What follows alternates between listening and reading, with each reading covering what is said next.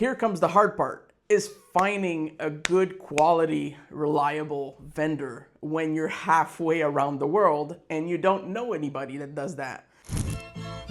What's that on that beat? Nope.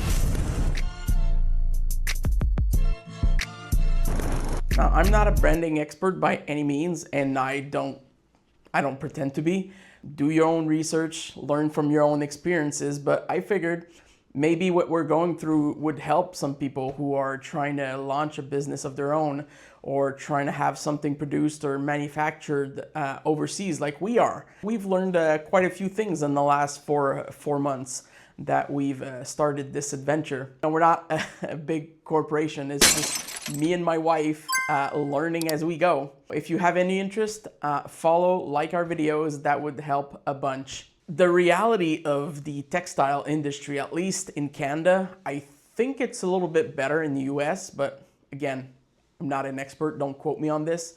I believe cotton is still made in the US, which probably helps. Here in Canada, the textile industry has been dead for at least 20 years. My father used to work as a mechanic in a jeans factory. They were basically sold to Pakistan or Chinese or India.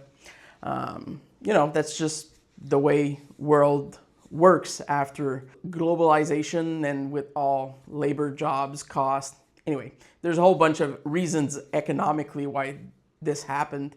Nevertheless, the final result of all these things is that it's almost impossible, to be quite frank with you, to produce a gi that is locally manufactured. We'd have to literally start sewing them ourselves. Even that would probably not be cost effective in terms of labor and time. I don't know that anybody could produce a gi under $250 or $300 Canadians, which I know is like monopoly money for you Americans, but still, it's a lot of money for us. And you know, I don't want to be selling overpriced gis. I would love to help people have jobs here as manufacturers, but it's just not a reality that's very conducive to the current economy of Canada. Since we don't live in La La Land, we have to come up with a solution. And the solution that is the most viable is going overseas, finding suppliers, first of all, where the material is.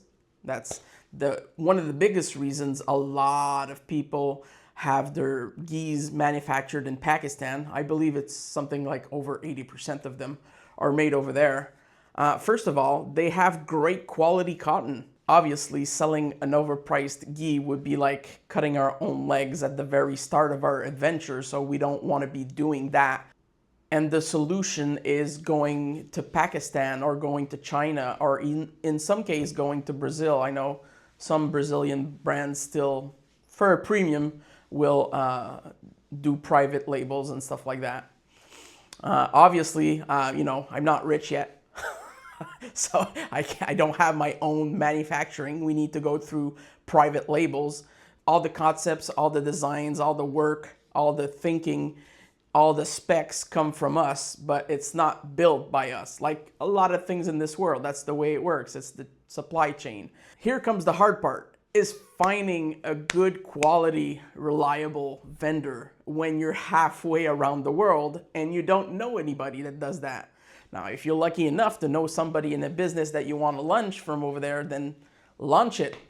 Go ahead, you already have a competitive advantage, so that's an amazing plus. In our case, we didn't have that. We had other things in our tool bag, but not that. Now, the common myth out there is that you won't find quality if you go overseas. Well, that is not true because, first of all, one of the best quality cotton in the world comes from these regions. At the very core, your basic material is what makes for good quality or not. And then it's like everything else in life. You have people doing great quality overseas and you have people doing poor quality overseas. Just the same thing as here. You have people who will sell a lot of cheap Amazon gis, which are, I'm not dumping. My first gi was an Amazon $50 Amazon gi. It was great. I didn't know if I was gonna like it, so you don't want to spend $200 on a gi. I get that. That's totally understandable. But once you get the feel for it and you want to roll more, the light gi that rips from a tight grip, is not too fun. After a few washings, it gets uncomfortable. So it's just not a long-term thing when you buy these types of gis. You're paying what it's worth. So there's a market for that. There's a market for $500 gis, which I don't own any of because it's a lot of money for a piece of clothing that we fight in and that we sweat in. I'm not interested in overpriced gis either. So I think you find a middle ground, and that's the whole tricky part of going overseas, because there's a lot of limits and obstacles that you are going to have to overcome if you're looking to build a quality relationship with one or a few vendors, depending on what the brand or what the product that you're going to be making. When you're talking about thousands of your own earned money, then every dollar counts. Let's just say it that way. Of course, the internet is both a curse and a blessing. It's a wonderful tool that I've used quite a bit this far in my business venture. And, this is social media, so you should know how to use your own phone and technology. And most of us are using AI at this point. It's also a curse because there's so much information that you really don't know what you're looking through. And even if you're sparsing with some sort of AI, it's really limited what you can know when the people that you're trying to get in touch with are halfway around the world and you don't speak their language for the most part. And here lies the whole difficulty. I started personally about doing like large form Google searches around like BJJ manufacturers, Fightwear, MMA manufacturers, where they were. This whole business idea started quite a few months ago at this point. And you start by brainstorming, you start by learning everything that you need to learn about where they made, where it's better, what's the pros, what's the cons of each place. And so I did my homework in that regards, and then I narrowed down to a few that I wanted to communicate with, and I started sending emails, seeing the interest, seeing the replies, and that's how you start. But still, at that point, it's way too broad and way too large for you to have any sort of idea of who's good and who's bad. One of the things that helped me and that I ended up using is I went through more specialized websites, and I'm not sponsored by these guys in any way, shape, or form, and I'm not telling you guys they're 100% secure because I don't know, but I do know that the two sites that I've used are supposed to vet vendors before they can go online. A little bit like Alibaba or eBay or any of those sites would vet. But they're made for wholesale suppliers. So I used TradeKey and I used Global Search, I believe was the other one, or Global Source maybe.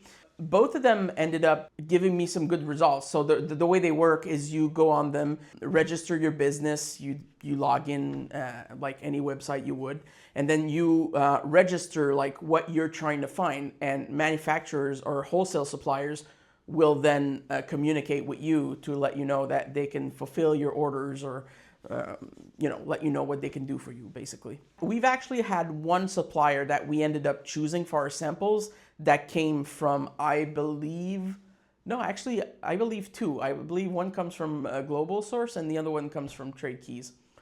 I'm not 100% sure, but I'm pretty confident about that. So that's one way to narrow it down. But then, even then, you haven't really vetted anything at this point. And the third thing that I ended up doing is just having phone calls with people. Now, that's where it gets a little tricky. I'm not gonna lie to you. Not every vendor speaks English fluently. So communication via email is one thing because, well, we all have AI at this point. So we can all, communicate with more ease in the written form, but when it comes to speaking with other people, it gets a little complicated. You really have to be patient, be willing to endure some awkward conversation where you don't really understand each other. But in the end, it's a good way to vet if people, I mean, if you're anything like me, I'm really like a people feeler. I get a vibe if somebody's trying to BS me or not. Phone call is a really great way to just sparse out some of the weed. Of course, some of them might do horrible work, but they might be great people at the same time. You still have some background work to do even at that point. What I ended up doing with some of the vendors is at this point, you know, after the broad, the narrower, the phone calls, the emails, the price list and everything else, after all of that was done, the other thing I ended up doing to, at this point, narrow down my vendors that I was interested in, to narrow it down further, I ended up asking some of them, no, most of them I asked to do virtual tours. Now, some of them refused, which basically just blacklisted them. And some of them allowed me to do, we connected via WhatsApp and they just gave me a tour, which was amazing. You know, you get to meet some of their employees, you get to see and how they do their work, how they package, how they quality check. It gives you a better sense of the quality and of the people you're dealing with. That's a great step. I would definitely recommend whatever type of brand or manufacturing you're doing. If you can get your supplier to give you a shop tour, then that's amazing. Of course, you're still not 100% risk-free. He could be touring you his friend's factory for all you know. You're never going to be 100%, and that's part of the risk you're going to have to assume as a overseas contractor. All these filtering steps that I ended up doing, we came up to 3 or 4 suppliers we were comfortable dealing with. One of which actually did not allow me to do a tour, but they're Chinese manufacturers. And I think, if I'm not mistaken, they tend to be more secretive about their factories and processes and stuff. So I didn't push too far because they seemed like one of the bigger vendors we were dealing with. I haven't received the samples yet. I don't know what to tell you. If you want to see those unboxing, by the way, they're going to arrive probably in the next few days, my 2 last vendors. So we're going to do the unboxing videos for you guys and show you what you can expect. Now, these are the first samples. I got the pants here. These are the first samples we received from Pakistan, and they're good. They're not excellent, and that's where I'm having a little bit of issue. Now, the last way I went about filtering the vendors, and I realized that not all of you listening to this are going to be as lucky as I am, but I have a close friend who actually speaks the local language of Pakistan. So I was able to go online with him in a call and actually, you know, have a conversation, the 3 of us. And that really made a huge difference because communication was a lot clearer. And sometimes when you're talking in somebody's native tongue, you can have a better sense of if they're trying to trick you or not. So that ended up being a very valuable card in our toolbox. I don't think cards go in a toolbox. I'm sorry. It's a very valuable tool in our toolbox. Wow, amazing. Anyways, did I tell you English is my second language? Anyway, English is my second language. I speak fluently French and English, but still sometimes I have brain farts like that. Our friend ended up being a huge help for us, and really, thank you, Deepak. It's amazing. So we found one supplier that we're really comfortable with. I'm really eager to see his quality because I have a good relationship built with the person.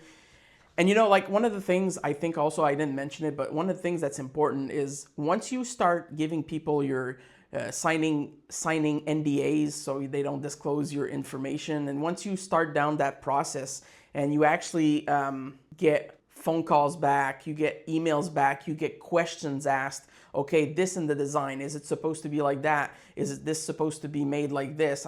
It doesn't have to be clothing like us. It can be something else. It can be another object, furniture, whatever you're trying to manufacture. If he's asking you questions and trying to understand your design and trying to understand the idea behind why you're doing things a certain way, it's already a very good sign. Because I noticed right away the difference between those who were just trying to give me the lowest, cheapest price so I would order, didn't ask me any questions. And to be fair, like I said at the beginning, we're learning as we go. So like 2 or 3 months in, we realized that some of our designing files had mistakes in them. But these 2 or 3 vendors that were good, that we ended up choosing for our samples, they asked us questions on these errors. They picked it up, which helped us. Obviously, we want to become better at that. We don't want to send errors. But it also taught me that when you're dealing with the manufacturer, if they don't ask questions, they're gonna produce whatever you sent them. So if you made mistakes are gonna be produced on whatever you're asking for. So you got to be diligent with your documentation and the way you present things. You got to know what you're sending and how to do it properly. So learning curve for me and my wife in that regard. You can't leave any details down to luck or to chance, because you can't assume that the person halfway around the world knows what you're thinking in your head. You have to write it down. You have to show it. You have to specify it. So it's just common sense, but sometimes when you're trying to do a million things and start a business, you forget these little details. So take your time, do it properly. Don't rush it too much. Of course, pictures are going to be mandatory. Like, it's part of your QC, your quality control, to require pictures before the samples leave or before your production leaves, how it's packaged. You have to talk about all of these things. If you're going to be dealing with an overseas supplier, you should ask them actually what their process for quality control is internally, so you can make sure that they check. You can ask for lab samples. In our case, we can ask for textile lab samples. Of course, I'm probably going to end up having my samples done locally, just because I want to be able to say for 100% that this is the GMS, this is the composition, and that what I'm selling is 100% accurate. But that's for me. I mean, you don't necessarily have to go that extra mile. But you're also going to have to ask for references. We asked for tax compliance. So do they have a tax number? Do they have an exporter number? Are they members? Do they have a membership as part of a commerce chamber? Now, it's in themselves, documentation, even if it's legal, doesn't mean you have a good vendor or you have a good quality. It just means he's legally allowed to do what he's doing, which, it's a good first step. Let's just say it that way. But then you're also going to have to ask for payment methods. How are they paid? Do you have, if you're like me, I'm Canadian, so I have a Canadian bank account. Of course, I ended up opening a US bank account because most of these vendors are going to ask you to pay in US dollars. So you have to either have a US dollar account, or you can go online, you can use, and you have to be careful. I actually got caught with a few of these things. Like, some countries, like Pakistan, will not allow Wise transfers. So I ended up opening a Wise account and I couldn't use it. So screw you, Wise. No, I'm joking. No bad blood. But it's something to think about. I ended up opening, I think, like 4 bank accounts for the business, some of them online. But it's useful to have a PayPal. A lot of vendors will use that. Of course, you can use your credit card, but then again, I don't personally like to do that. I'm not a credit card guy myself. 21%, it's a little bit outrageous. But still, you have to discuss how you're going to be paying. Is it due on receipt? Is it when it ships? Does the shipping go by air? Does it go by boat? Are you going to get insurance for if the ship sinks at sea?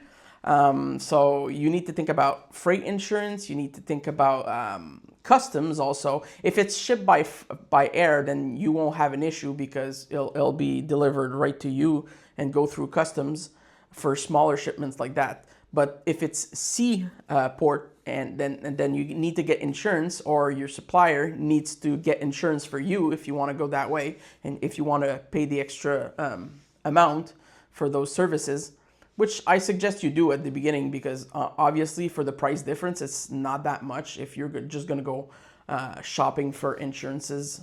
It really, I guess I shouldn't say that. It really depends what you're ordering. In our case, because it's clothing, it's not that heavy, doesn't take up that much space. It's not that much of a difference. So, full disclosure. You're going to have to figure out insurance, cost, payment method, and then also important, when it comes in, if it's a sea freight and it's your big order, you're going to have to go through a broker, because unless you have a brokerage license, which I don't, you have to have that stuff imported, pay your taxes, your import dues on it. That's part of the whole process that you need to think about if you're going to be dealing with an overseas vendor. And that's part of the methodology that I ended up using and, learning it along the way. And that's what helped me narrow down to the 3 vendors that we ended up choosing for samples. Since starting the venture, and especially since starting social media, I've gotten so many emails and DMs of overseas, and mostly smaller overseas vendors manufacturing in the MMA or fightwear sector, because obviously you see what we're doing, so you reach out to us. And I have no ill feeling whatsoever. I'm actually sure a lot of them are really great quality, good vendors. Some of them are probably pretty bad. But either way, no ill will, but I'll tell you this, you guys are annoying. But no, in all truthfulness, you're doing what you need to do for your own business, and I respect that. I respect the hustle. No jokes. At the end of the day, it's really hard for someone like me halfway around the world to trust somebody that just DMs me out of nowhere, has a Gmail account for a business, and just tells me, hey bro, look at my clothing, bro. I can make it cheap for you, bro. First of all, I ain't your bro.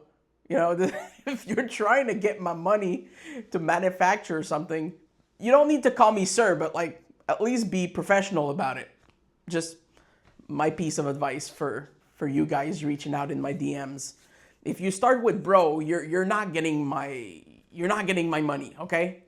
Simple as that.